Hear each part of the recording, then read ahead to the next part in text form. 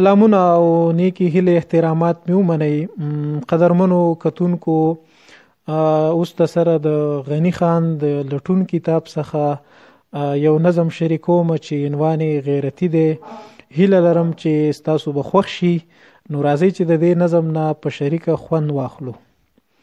لالا مې افلاطون دی د تقریر او د تکرار، لالا مې پاس په سټیج کړي د زمري په شان غرار، چې وخ او بخ یې خپل وي هم یې خپل وي تانیدار، بیا بس د دی الغار دی هم په خار هم په نوخار.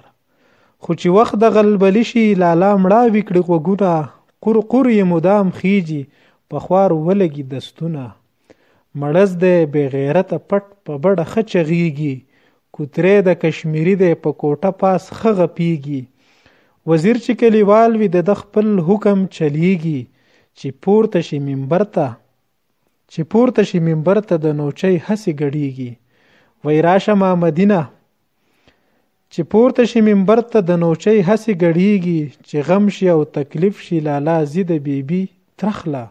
وی راشه ما مدینه اوس ټیله ورکوه وخله، سر پټ کړي د بیبي د لمن لاندې په جړا شي. وی الله د بنیر غوسه را روان دی اوس براشي. بیبي وای خاوند ته که دا ستا بلا زما شي، دا لاس دی ولی رپی په سلګو دی ولی ساشي، دا زیړ دی په لنګو باندې دی ښکته څه روان، پرون دی خواره ډیر و جوړ خوړلی شاتوتان.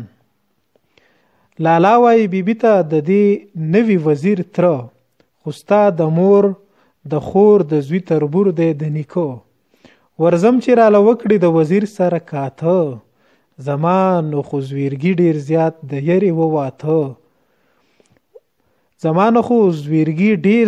د یری وواته. ورزم چې د وزیر سره اقرار او زبان وکړم، او ځان له د دې شر نه د وتو څه سامان وکړم. لالا غریب روان شي مړاوی څټ مړاوی غوږونه، وزیر ته ډیر په مینه تعظیم وکړي سلامونه. بیا وخوري لس طلاقه 2-3 قسمونه، وی جناب ما ته معلوم شو هیله ستاسو صفتونه.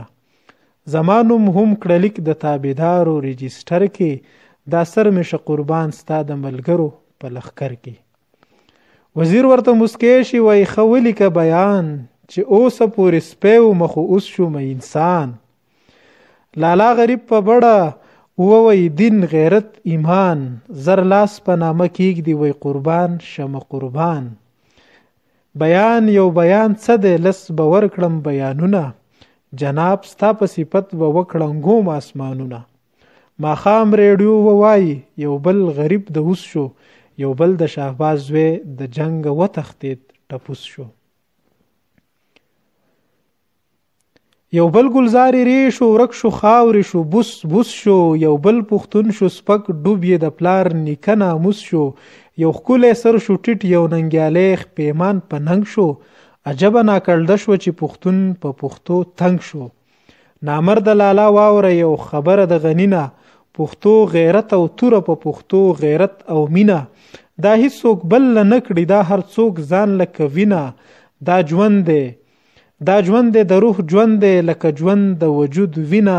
دا هغه فلسفه ده چې خلیل ته یې اور که نور، دا هغه مس شراب و چې سکلی و منصور.